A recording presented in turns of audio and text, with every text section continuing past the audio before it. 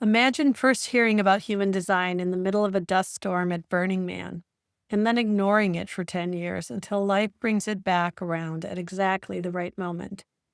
In this conversation, I'm sitting down with an astrologer who spent more than 25 years tracking the sky and telling stories with charts, long before he ever pulled a body graph. We talk about what happens when we allow astrology, human design, and the gene keys to start talking to each other, and how one system can suddenly explain the odd parts of another, and why certain pieces of your chart often don't click until you see the full picture. We also chat about the moments we're living through together, the U.S. Pluto return, and what it means to be a soul born into our specific generational cycles, and how understanding the sky can turn judgment into compassion across generations. If you've ever wondered where your personal purpose meets collective timing, this one's gonna land. Let's get into it.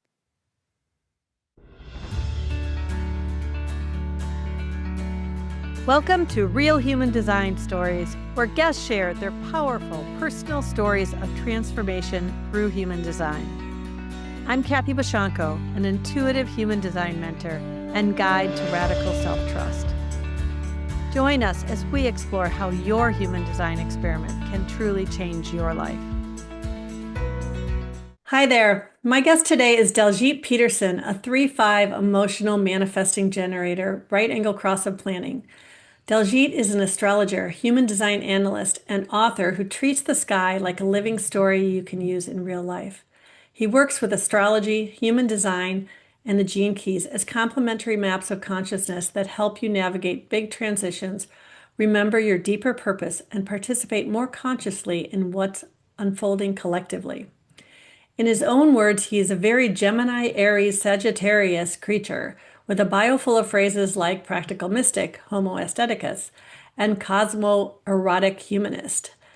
And I'm going to let him tell you what those mean because I had to Google a couple myself.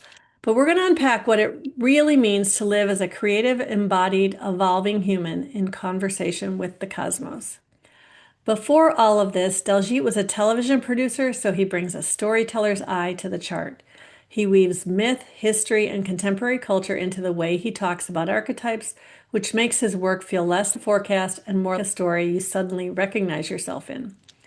He's the author of the new book, Collective Souls, Generations, Astrology, and the Future of America, where he looks at generational astrology to track the hidden cycles shaping this country and the emerging possibilities of a new Aquarian era. You can find more of his writing and his upcoming offerings on Substack at mutablefire.substack.com. But I met Daljeet at the High Desert Human Design Conference. I was familiar with you from Facebook. I think we had a little dialogue before, but I got this little card that Jonah puts in our backpacks that says, find this person and have a chat. And I found you early on and I said, oh, let's have a chat. And you're like, yeah, let's have a chat. And then I don't think I ever saw you again. We were like in the middle of that first day of events. And so this is our chat. So welcome, Daljeet. I'm excited to talk to you and to have you share your story with the audience because everything I've heard about you has been really intriguing. So I'd love for you to just say hello and dive right in if that feels okay. That feels great. Thank you, Kathy. Thank you for that great introduction. Glad to be here with you. Yeah, what a whirlwind that was, right? The Human Design High Desert Conference. Mhm. It's like a week of just incredible seminars and workshops. And we saw each other on that first day, and I don't think our paths crossed again until later in the week. So we got to be in a few sessions together. I got to sense you in aura, as you will. And I'm happy to have this conversation with you and glad to be here. I like your podcast. I've been a fan of it for a couple of years now. I think it's a really nice collection of stories that you're putting together, right? We have so many walks of life. Many of us come from many different paths that converge in this interesting system of human design and, the science of differentiation. We're all different paths. It's this beautiful system that allows us to, I think, honor the individual, honor the uniqueness of each of our beings, and but have a relationship and have a way we can talk to each other and with each other about ourselves and each other. So I think that's a beautiful thing. I guess you want me to jump in, and I know you like to know where do Yeah, the beginnings, the origin story. So you said it was like 2020, I think, that you found human design, but you have a deep history with astrology before that, correct? That's correct. Yeah, I've been a student of astrology for 25 years now. So that's been my primary modality that I sort of tend to see the world through. I consider myself, as I said in the intro, a practical mystic. Some people, if you know me and meet me, a lot of folks are surprised to hear that astrology has been such a big part of my life. You don't expect the middle-aged white guy to be so woo adjacent. They're like, you strike me as a fairly intelligent guy, Daljeet. Why do you believe in astrology? But it has been a great tool for me. I believe it is a technology and a tool, maybe the one of the oldest psychotechnologies we have as human beings, right? We have a tradition, a lineage that stretches back at least 3,000 years, if not longer. So, we have been watching the sky and observing these cycles and these patterns and trying to make sense of it.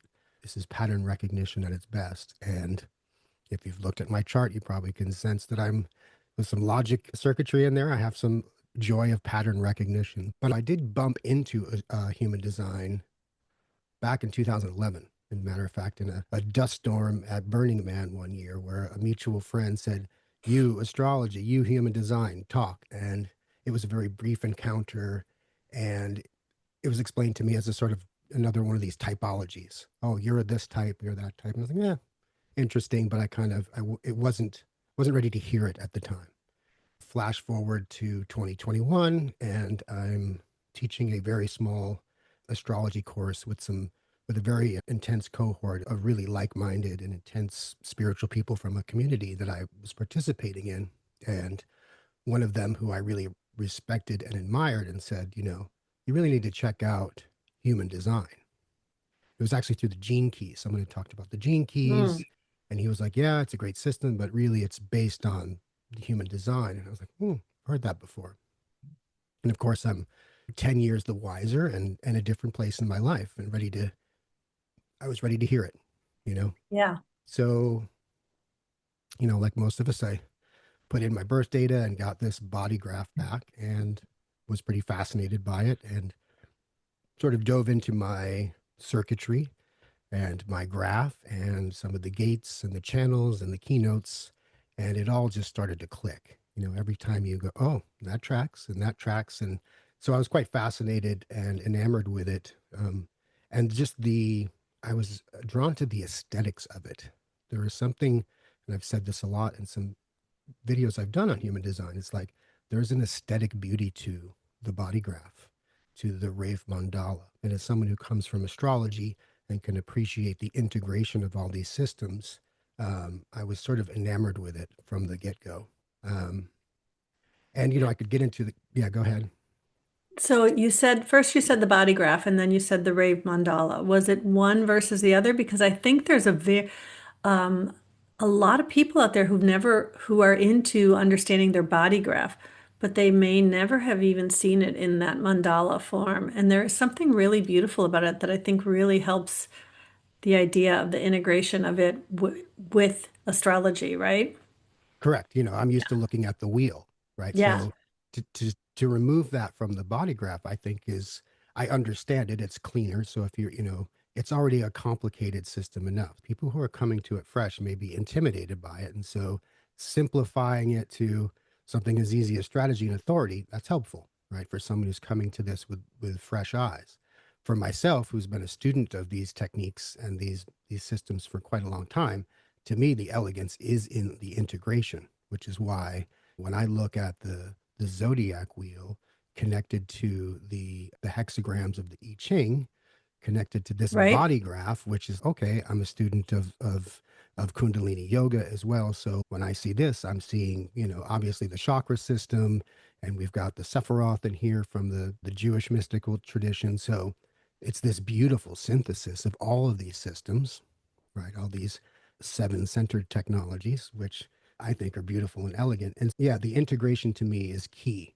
I don't separate the two. When I have my software up, I use Neutrino platform. I'm sure many people out there probably do. I always have the wheel up.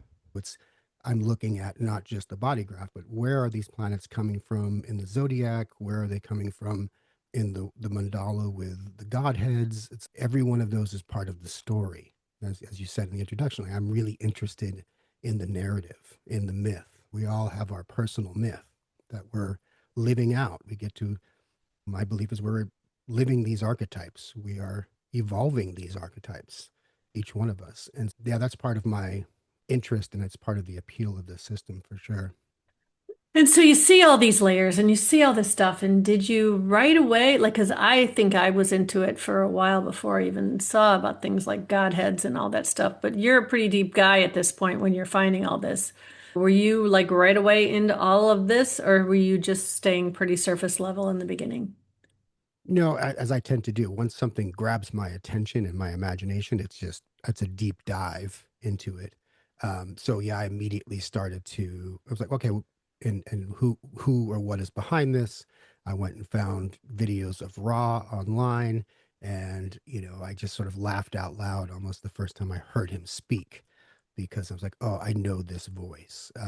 He has this eerily similar way of presenting as one of my great yoga teachers who's been an influence in my life for many years. Again, a practical mystic. That's part Mm, of something that I identify with. And so, when I heard him speak, I just kind of knew. I was like, oh, I'm this.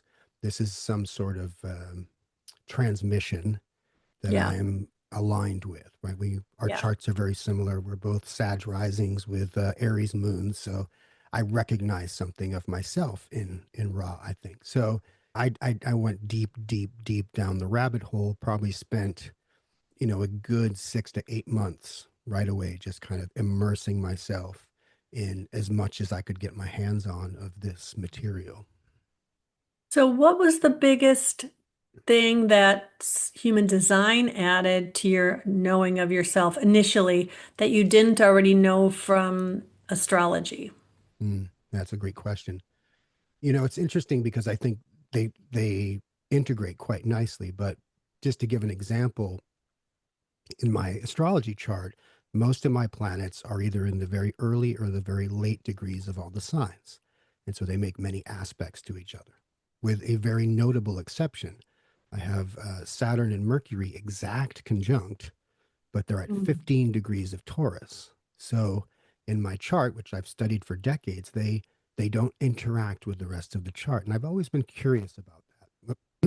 And when I went to human design and I looked at it and like, oh, well, 15 degrees of Taurus, that is in gate two, the receptive, right? And then you learned, oh, well, yeah, that's the seat of the magnetic monopole. This is the anchor of the very body graph itself in many ways. And so that was a very interesting, eye opening thing for me to see this piece that I had been, that just didn't fit quite right, which I knew was important, but didn't know why, suddenly is at the very center of my chart in this other system. Right. And then, you And it's the double, yeah, only gate you have defined on your identity center also. You have that channel of the beat. correct, So, correct. yeah. And then you double click on the gate and get down to the line level, and I get this, the keynote is patience, which is something as an Aries moon you might suspect and a manifesting generator I might have struggled with early in life. But the super keynote there and is the teacher who is the lifelong student, Mm. and that to a T probably sums up sort of my ethos in many ways. Like I am a infinitely curious person, so I want to learn the thing, and as soon as I learn something new, I have this compulsion to share it, to teach it, to pass it on. It's a good example of how this gave me just a different lens, a different angle on a chart that I had studied for years, and now I could go back and see my astrology differently. Now it Mm. informs how I see that, that 15 degrees of Taurus, for instance. So, yeah, I love integrating and synthesizing these two systems, and I find great, great value in that integration, if you will. Yeah. And I always find, well, I find every chart fascinating, but I always find it really interesting when I'm talking with someone who is a manifesting generator, where their manifesting and generating channels do not talk to each other. So, like for those who can't see Ajit's chart, he has the 1222 as his manifesting channel, and he also has the 3740 that is its own little section. And then you have this split, which I actually bridge. And then you have your that channel of the beat I already mentioned, the sacral and the identity center. And then that's also connected with the root through the 952, and which is the channel of concentration. And yeah, I can see where you could really study this big time with an undefined ajna with hanging gate 17. And then you have this format energy of concentration and stillness. And then, but then you've got that 5027 channel from the sacral to the spleen, which is that nurturing channel of preservation. Yeah, tongue-tied today. But this sacral energy is so different. I mean, you have that individual channel in both of them, but and tribal in both of them, but they don't talk not very often. Yeah. Well, that's another thing that I thought was interesting. Oh, it's like, oh, you're a split definition. I'm like, of course I'm a split definition. I'm a Gemini. So I've been dealing with two halves of my personality my whole life, right? And it's just one other layer of this that just seemed to sort of integrate quite nicely. So yeah, I think it's a great observation. And then they are two sides of myself. So one side has this emotional voice, right, that can speak and is connected to my ego and this drive. And then there's this other part that is this sacral engine. And I have six gates in my sacral center. So it's pretty active generating engine. And I've spent my life as a creative. I would define my role as a creative person. I worked in radio and television, and I'm a writer, so it's like I have a generative creative capacity. And the part of me that likes to study and likes to learn, as you said, that 52-9, that's my Earth and my Mhm. Venus. And I just love, like, I worked as an editor and television editor for years, and I could sit for hours and focus on, looking at footage and crafting a story. And so I love it. It's some people are like, how can you do that? How can you sit there all day and just stay focused and concentrate? I'm like, that's my that's my happy place, right? That's this channel, this 52-9, Venus and the Earth. I'm grounded and I'm enjoying it, the aesthetics, the beauty. This is all part of the appeal. And so, yeah, that's a part of my unique design, and I love it. I love my design. I'm sure you love your design. Like, it's ours. It has its moments, but yeah, for the most part, it's been interesting this last week as Mercury has been going retrograde and all this energy with this. We just had the Scorpio new moon that was almost exactly on my natal sun. So there was a lot of talking to me from Mercury saying, "Are you really there yet? Here's some stuff maybe you might want to look at before, before we Yeah, go into this next year." I love that because that's how we grow, right? It's just not always it's not always easy, but it's always necessary. for sure. Yeah, and Yeah. to get that perspective, right? That's Yeah. what I love about all these systems. It's like Yeah. I can understand this as a cyclical thing coming, whether it's this week or this month or this year. It gives us a perspective in a way of saying, "Oh, I know what this is," or at least I can metabolize this in a way. I can have an awareness, and I can use this. I can actually work with this energy. It's very valuable in that way. So now that you have added human design to your repertoire and you have all this history with astrology, do you find that is it even possible for you to really separate the two? Can you have a conversation of one and not bring in the other? Yes and no. I think the synthesis is really where a lot of the value comes from for me personally, but sometimes it's an either or. I always describe astrology as, I call it the blueprint of the soul, right? And I think of it as a Mm, map, right? It gives us this sort of big picture, a sense of the terrain, if you will. Human design, I compare it to a GPS, right? It's like, mm. okay, but this is going to help me make the sort of street level, turn by turn navigations through life, directions, decision making. And so different situations require different tools. So with a client, I can tell okay, this person is going to respond better to this more logical approach. I can just sense it from their astrology. And I look at both charts and I go, I feel I have this intuition that this is really where the guidance is going to be most useful and effective. Or for some, it might be, no, it's that archetypal narrative story that astrology brings. And so I'm constantly just trying to feel into which is the right modality. Sometimes it is an integration, sometimes it's an either or. There's no one size fits all, I don't think. Yeah. I've only recently started to go deeper with astrology. Like I was always that person who found it interesting, and I don't even know if I knew what my big three were until human design, honestly. I knew I was Scorpio sun. I knew I was born on the cusp. I knew I always had to argue with people because they would always try to tell me that I was a Sagittarius. And I still get mad when I sign up for something and it sends me something saying I'm a Scorpio and I'm a Sagittarius because I'm 29 degrees 53 minutes or something Scorpio. I'm very much on the cusp. And then I feel the duality. Okay, so just the duality of being a Gemini rising, but then also the fact that I'm the most emotional sun sign and the least emotional moon sign, which is what drives your emotions. So it's like, you know, and then I have that channel of emoting in human design, the 3955, the design of an emotional being. And I'm like, you think I'm a little bit moody? Yeah. You don't like my mood? Just wait till tomorrow. It'll be completely different. So, starting to understand the astrology now after already knowing my human design, I feel I'm very different than how a lot of people come into it the other way around. Yeah, we all have our way in. For me, having astrology as my foundation, design, how I look at the gene keys, how I look at one of the beauties of astrology is it's built on polarities. And that's something it shares with in these polarity gates and these integrations and the sun earth. The earth isn't usually put on the chart in astrology. Right. It's implied but not stated. We're standing on the earth, so the geocentric system.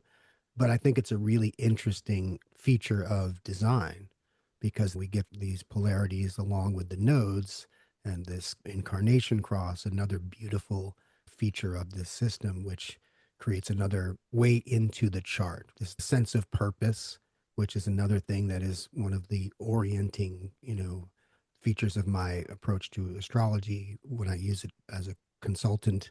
I'm trying to help people find their purpose, and we're all Yeah. looking for our purpose, right? If you can identify it and sort of bring it to life for people, that's a great service.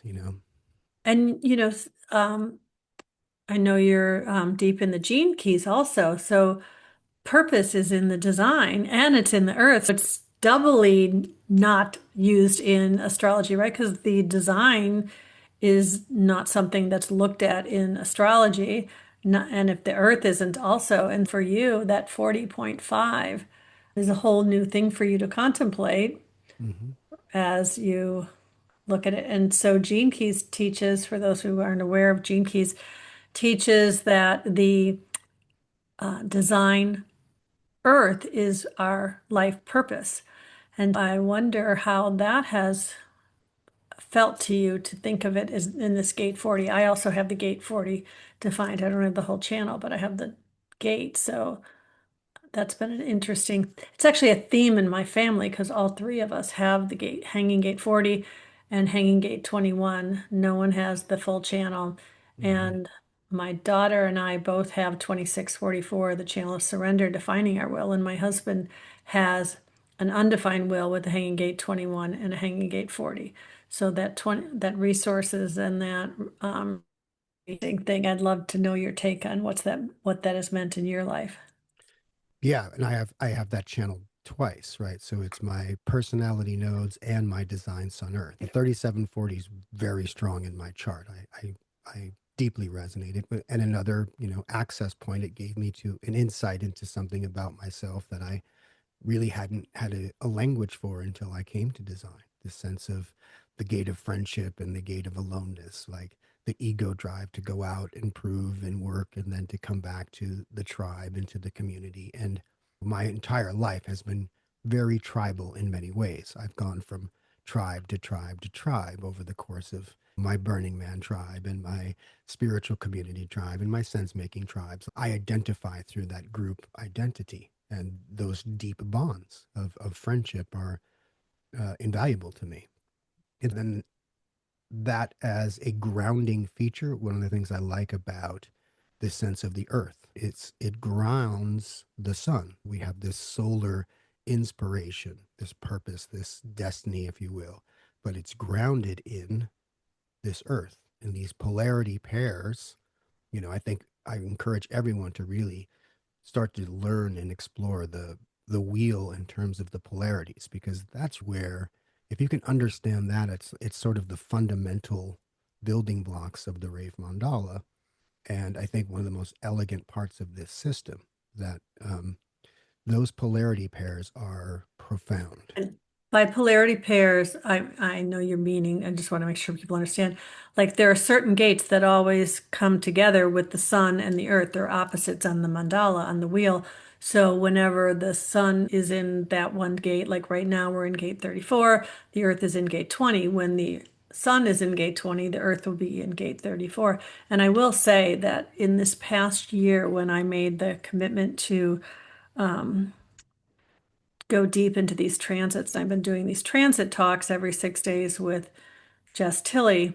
And, in that contemplating how those energies work together and how the one energy of the earth is asking us to ground in that while we're experiencing this other energy. And then the complete opposite later, and the huge difference that having those two gates defined in this completely different way that it feels so Yeah. differently, right?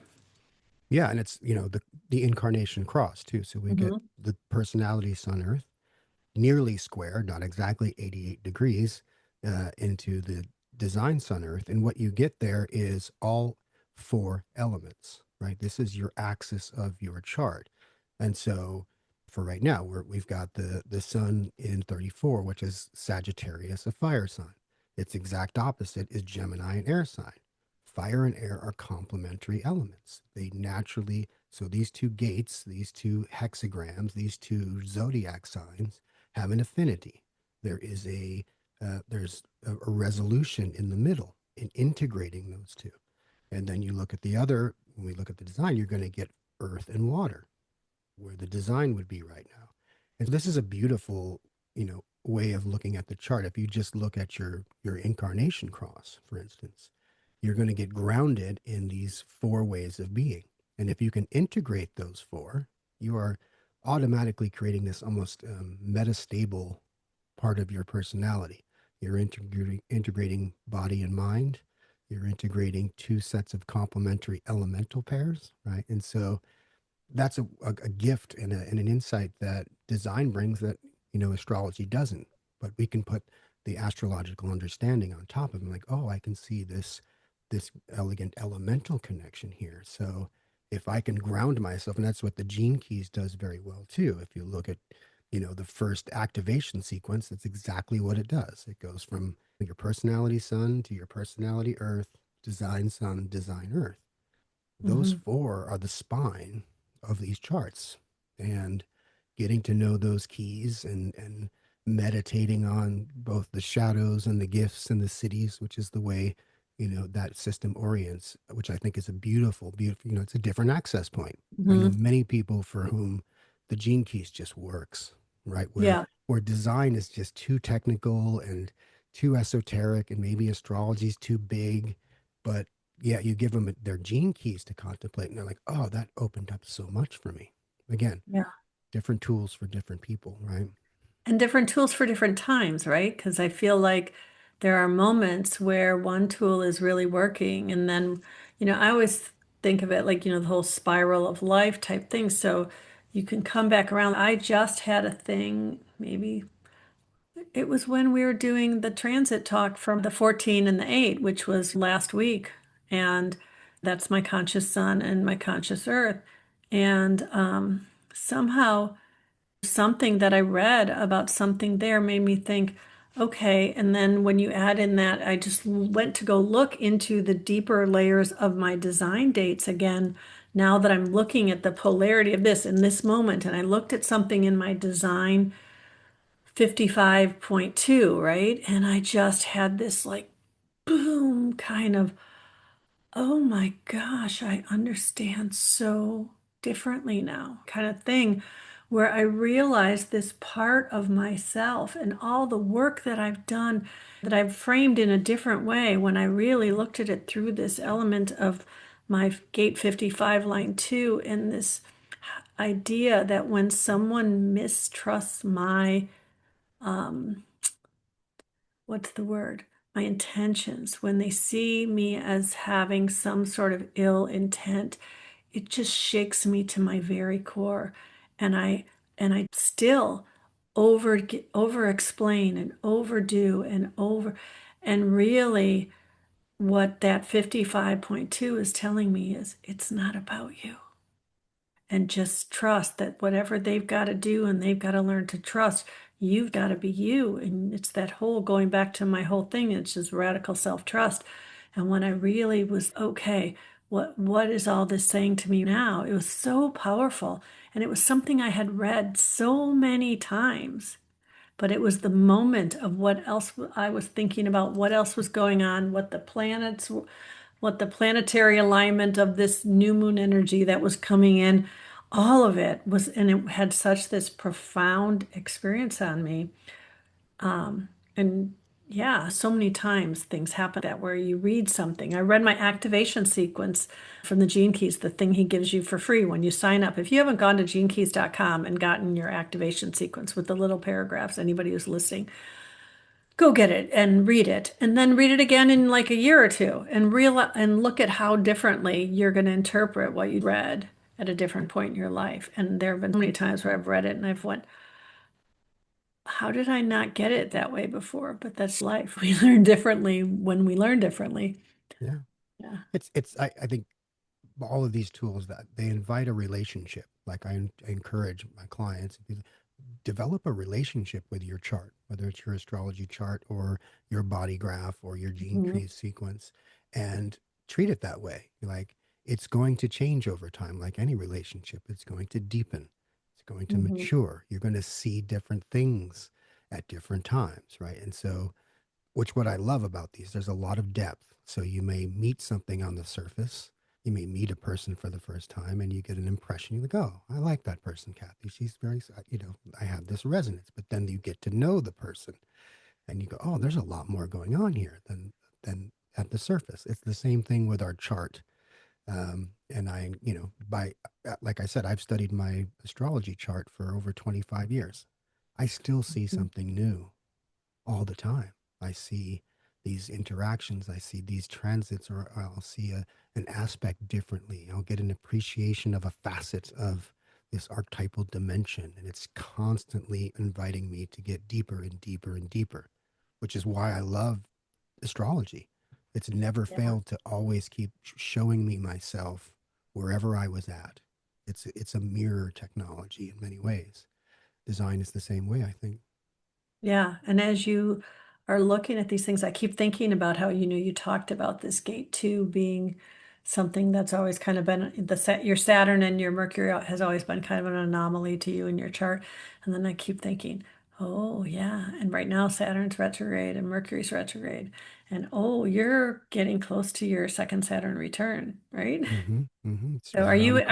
are you in that yet? Or are you, I No, mean, no, I don't know your I'm exact. still a couple years out, so Yeah, well, I know that what I've been told is that you usually feel it for a couple years before and a couple years after. And I didn't know if you were in that window yet, but you're not there yet. yeah, but I'm anticipating it too Yeah. because I think about, life cycles is another great gift that these tools give us. We look at, I think of life in three acts. There's 0 to 29 and a half, your first Saturn return. Then there's 29 and a half to 60, that middle part of life. And then the second Saturn return is the third act of a three-act play. And so I know that's coming. I can anticipate it. I felt some movements happening for me. Other parts of my chart obviously are a factor as well. But I love being able to have that perspective on life. Like, okay, I'm about to close this middle chapter of my life. And I have a whole new chapter to start, this third act. And, as Ra always says, with being these nine centered beings, we now have these Uranian bodies, right? So Right? 84 becomes more the life cycle, and the Chiron return, which I've moved through. That's a huge another, milestone in the life. So yeah, I find that very helpful. I find one of the things I share with clients is the most helpful is to get them oriented to these major cycles in life. I love getting to do readings with young people before their Saturn return and being able to guide them to say, listen, you don't have to have this figured out yet. You've got time.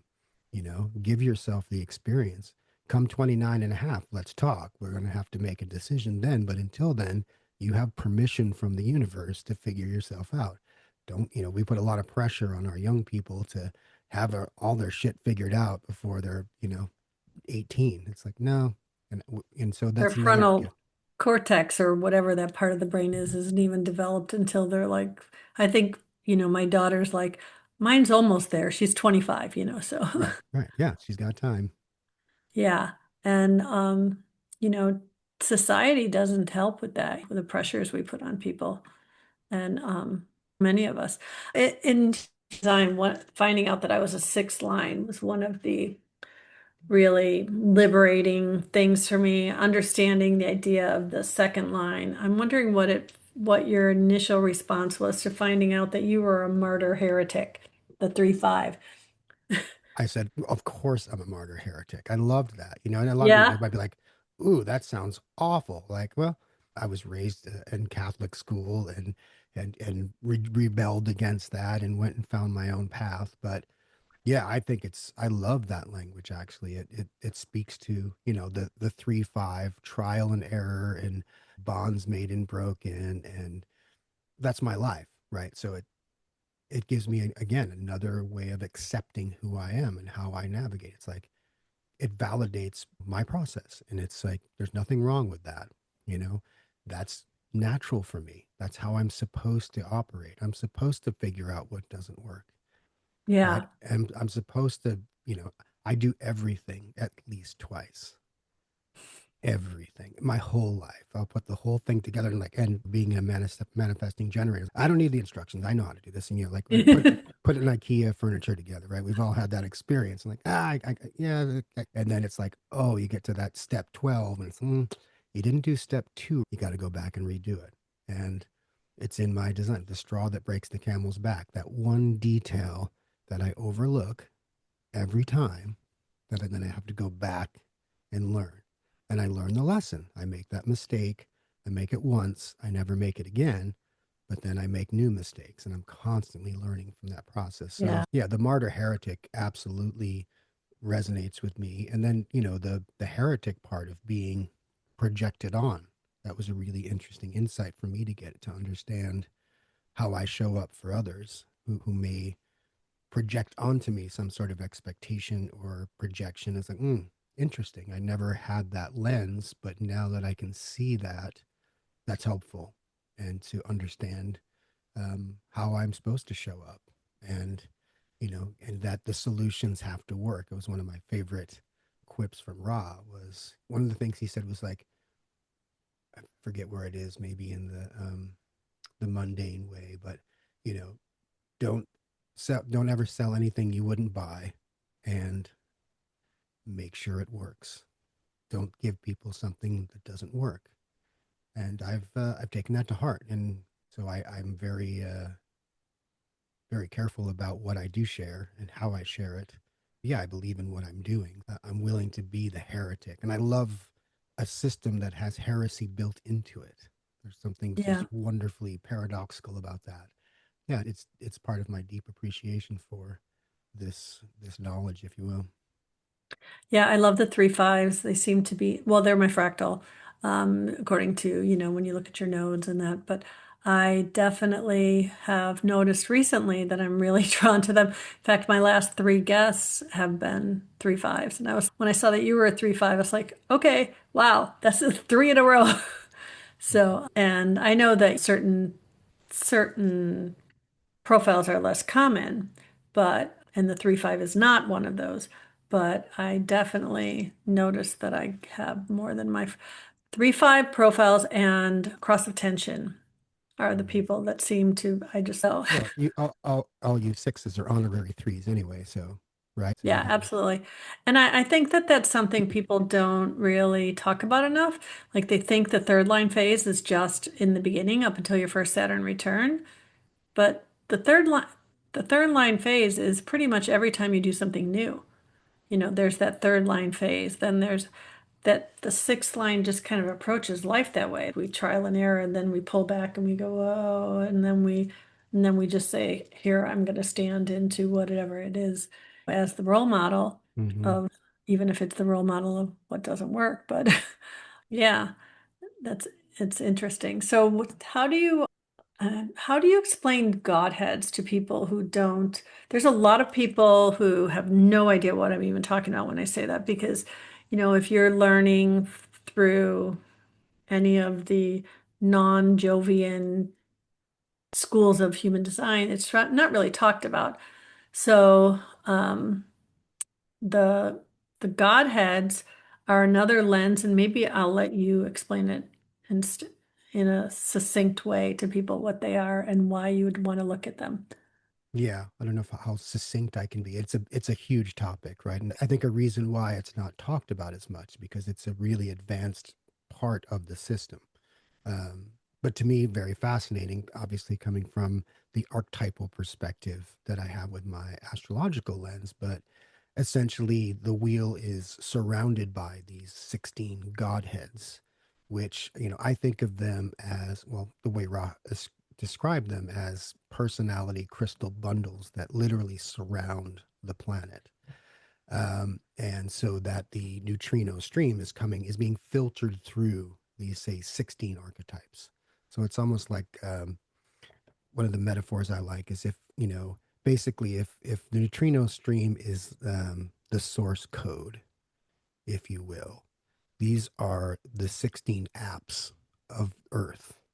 Each app does something a little different. It filters the machine code and makes it legible, makes it usable, makes it functional. So, depending on which godhead is being filtered at any given time, it has its own chemistry. It has its own agenda, if you will. And so there's different gods associated with them.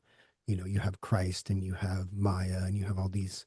And it doesn't mean it's like, oh, that's Christ and Christ alone. Like you could say there's many um, gods that could exemplify that archetypal energy, but it has this overall quality.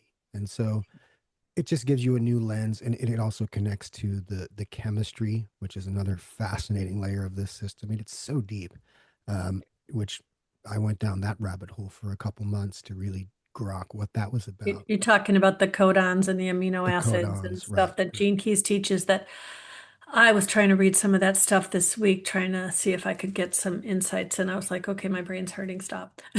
Right. But Yeah. you may find that you have a preponderance of a certain, like a godhead. I know I have Mithras, right? Each godhead is has four gates that it's operating through. So I have three of the four gates of Mithras. So I'm part of that chemistry, right? It's proline. It's like I'm full of Mithras chemistry. It's the covenant. It's where my channel, the tribal channels get activated. I understand, oh, this covenant. It's all about making the covenant, religion and some of the tribal bonds that we make. And then at the very chemical level, its chemistry is proline, which is the most binding of the amino acids. So it's just fascinating how these things work at a metaphorical, archetypal level, but then seem to have resonance all the way down to the genetic and biological level. But it's just, it's another interesting way for me to integrate and to bring the chart alive in a way. Again, it's a layer of story, it's a layer of narrative and a way of, it's a cosmology. It's a very rich cosmology that seems to be appropriate for, I mean, now. I mean, human design is a 21st century technology, and so it's here for Yeah. us now. So My husband's a 5-1 manifesting generator, and his ajna is defined, but he has the whole 1762. So he's a very logical guy. And you seem like you're a very logical guy and very intelligent guy. I'm going to ask you what I think he might ask you. Why does a smart guy care Hmm. about any of this? Well, I'm a mystic. I'm a Yeah. practical mystic. I'm a Gemini. I'm a Sag rising. So the Gemini in me cares about the details. It has to understand. It has to get the information. The Sagittarius part of me has to know why it mattered because I'm oriented to the big picture. I need to know, why are we here? What does it all mean? What is Hmm. the deeper wisdom?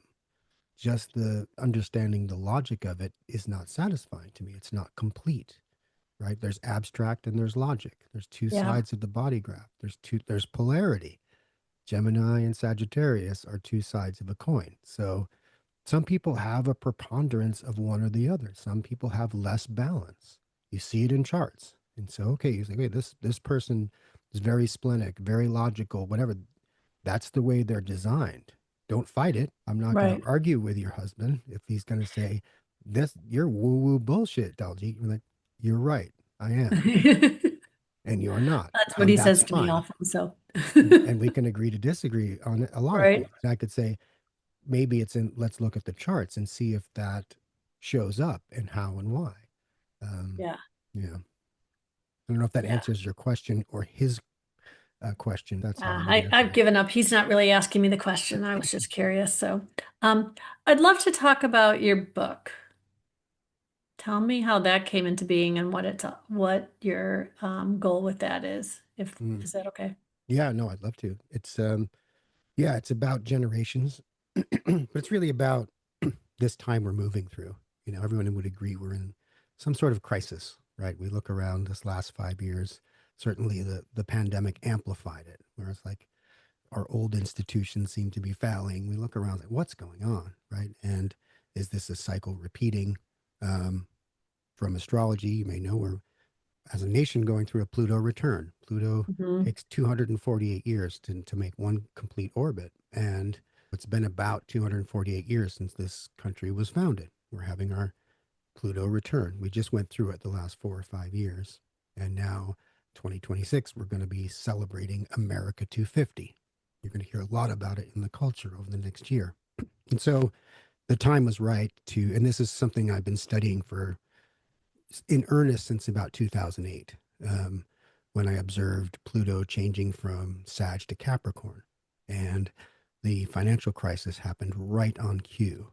That Pluto's themes of transformation and regeneration in the sign of structure and society and institutions, I was like, wow, this is really interesting. I want to observe this. And so I've been observing that cycle, and I was also deeply interested in generational astrology. The work, I don't know if you're familiar with Strauss and Howe's theory. It's called the fourth turning.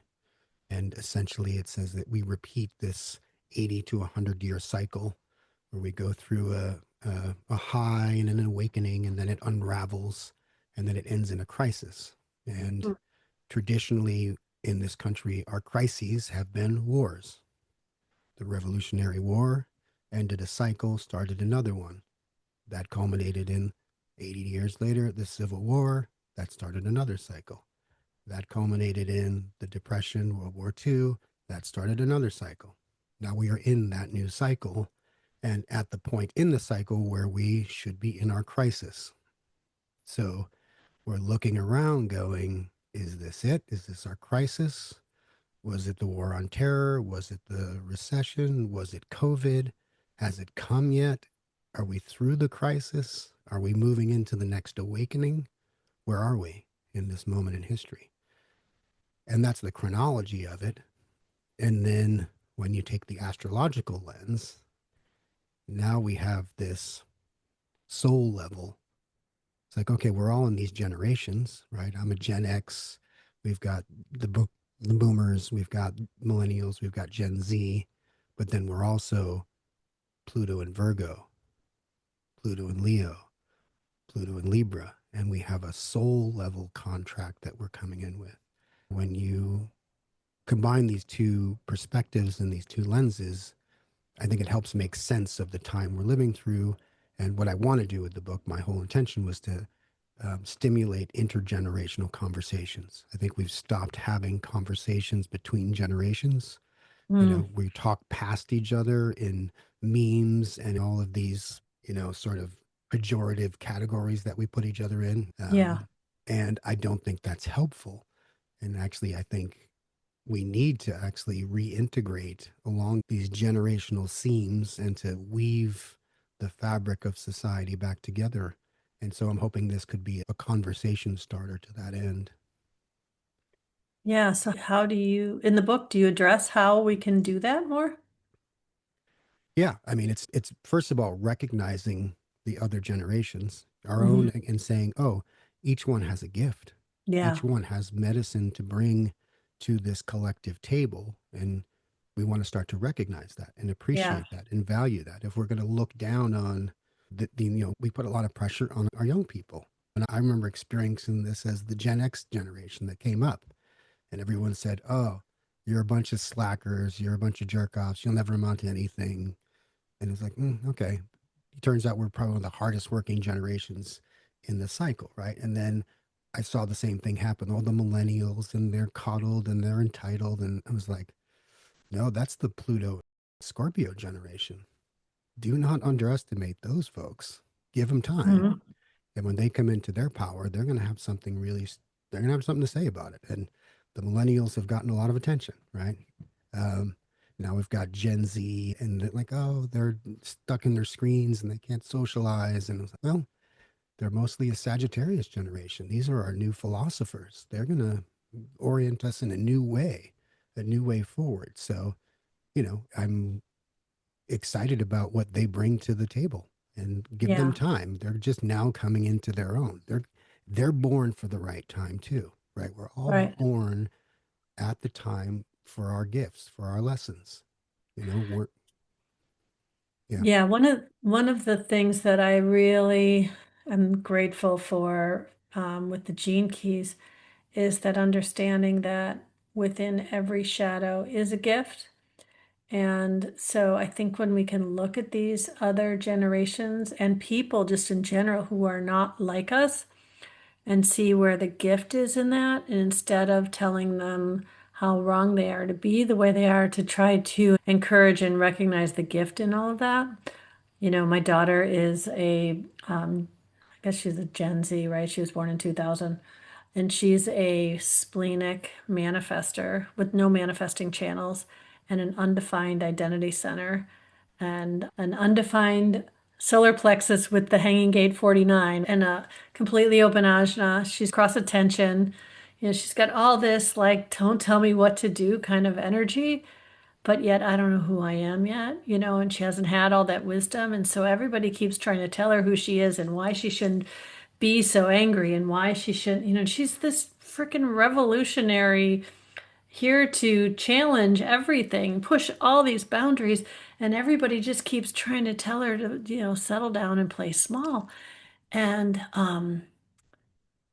I'm like, and it took me a really long time to realize how I was feeding into that.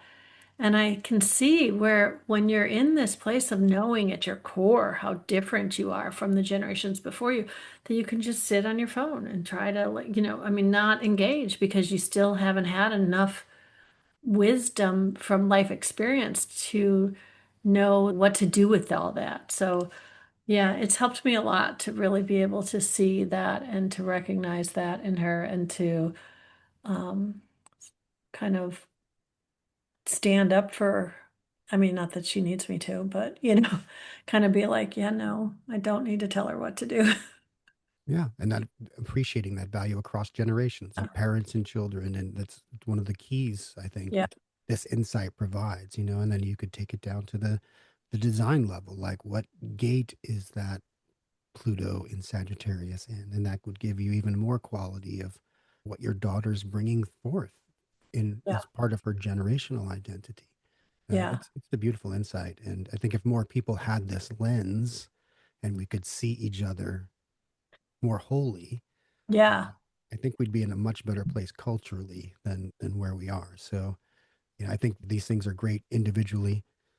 They're great interpersonally. We relate better if we know each other's charts, and then collectively, right? So it's, Yeah. I always say, know Nice. thyself, know the other, know the world, right? She's got gate 9 for her both her Pluto gates. Okay. So Yeah, yeah. Um, Focus. that's my Earth. So yeah, I can Yeah, resonate with those kids. Yeah. absolutely. So you wrote this book. I haven't had a chance to read it yet, but I've heard that I might want to. Yeah, like just it just was published while we were right at HDHD. I was waiting for Pluto to go direct. I couldn't publish it before then, of course, as a good astrologer. But I'm in the process. It's available on Amazon through paperback and in Kindle. Currently working on the audiobook version of it. Are you going to do Again, that yourself? yeah, Yeah. and working on a podcast with my partner and editor of the book, Mari, who I think you met at HDHD as Hmm. well. So, yeah, the real big push is this kind of 2026 is really when it's aligned to the promotional push. But I self-published it. All the onus is on me to now publish and promote, which not my strong suit. I'd rather just sit back and write it and let someone Your else do it. 1222 has to be in the mood. It really does. And, it's to promote or not, right? And most of the time, it's just not something I'm comfortable with. But hopefully, it'll start to percolate and get out there, and trust that it's a message that's right for the time, and it will find Yeah. its place in its audience. So, Well, I love a good audiobook. I often, when I like an audiobook, will buy the book to be able to go back and find parts to resonate on. But, we didn't touch on variable at all, but I've noticed that with my variable, because I have PRRDLL, so I like to be active, and it's very hard to be active and read a book. mm, I take in the information in active ways. My favorite thing to do is to put on an audiobook and clean my house or something that doesn't take a lot of thought process, mhm, and then I can really digest it. Or the other way, if I'm reading it, I have to be doing something with it. I have to be organizing it into, usable content or course or whatever, that sort of thing. But yeah, so I'm looking for how long do you think it'll be before you get that audiobook out? it's a time-consuming process. I will admit that. So I'm trying to get it before Christmas, end of the year, but that's the plan right now. So, Yeah. So the book is called Collective Souls. Tell me the subtitle again. generations, astrology, and the future of America. Mm. Yeah, sounds like a good light reading, right? Yeah, Um, it gives us there's a lot of different angles into it. So it's in three right. parts. So I walk people through the history, and then Yeah. we go through the astrology, and then part three is the sort of integration. Like, okay, how do we integrate this? How do we use this? How do we have these conversations Yeah. and across generations and across political divides and across cultural divides so that we promote some sort of, healing versus That's fracture. so important. If people want to work with you, you're working with clients now, I've heard you mention a couple times. So what's the Mhm. best way for people to connect with you? Um, Probably the best way is through my Substack is kind of where I'm putting all my content right now. I write, I do videos, I do audio stuff. So yeah, it's Mutable Fire 21 at Substack, or if you just look for Daljeet Peterson. Fortunately, there's not many Daljeet Petersons. So That's what I forgot to ask you. You told me there's a story about your name and I never heard it. Is it a brief enough story we could end with that?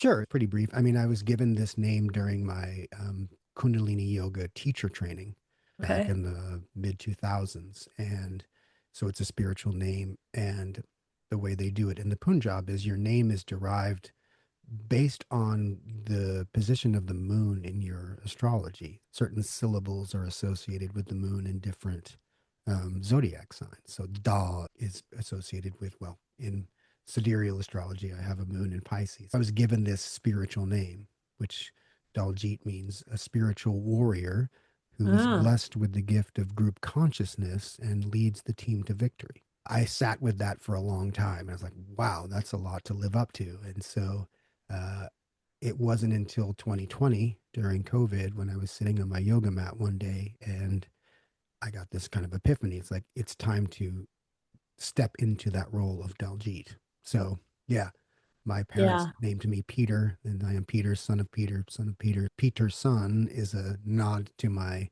birth name. And Oh, okay. So that's a new last name for you then. Okay. yeah, You took that when you took Daljeet. yeah. Okay. So it's been, Awesome. I've written under it. I do astrology and was still active in entertainment and even in, I do stuff on paranormal and ghost investigators and all kinds of very weird stuff. But even in LA and in Hollywood, astrology was still too woo for a lot of people. They'd be like, you Wow. do, and it was so I tried to keep those two things separated like a good Gemini, a good split. I have a multiple personalities, but yeah, Daljeet is closest to my soul. You might say Daljeet is my personality and Peter is my design. Maybe you could say that. Yeah. Well, awesome. Okay, so I've really enjoyed this. I think we could probably talk for a few more hours about all of this stuff, but I'm going to wrap it up on that note. I appreciated your taking the time to hang out with us this afternoon. And if anybody is interested in seeing Daljeet's chart, that'll be on realhumandesignstories.com for this episode. And peace out, everybody.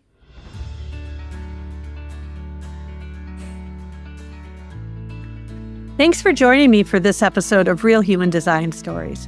I hope these stories help you see how human design can reframe not only your own story, but also the stories you tell yourself about your relationships. If you're ready to tell a more empowered story about who you came here to be, I invite you to explore ways to work with me directly at kathypashanko.com. Supporting this podcast is easy. Subscribe on Apple Podcasts, Spotify, YouTube, or wherever you listen. If you enjoyed this episode, please leave a 5-star rating, like, comment, and share with your friends. This helps the podcast grow the most. You can also become a contributing sponsor for as little as 99 cents a month. Details are available at realhumandesignstories.com. Thanks again for being here. Peace out, everybody.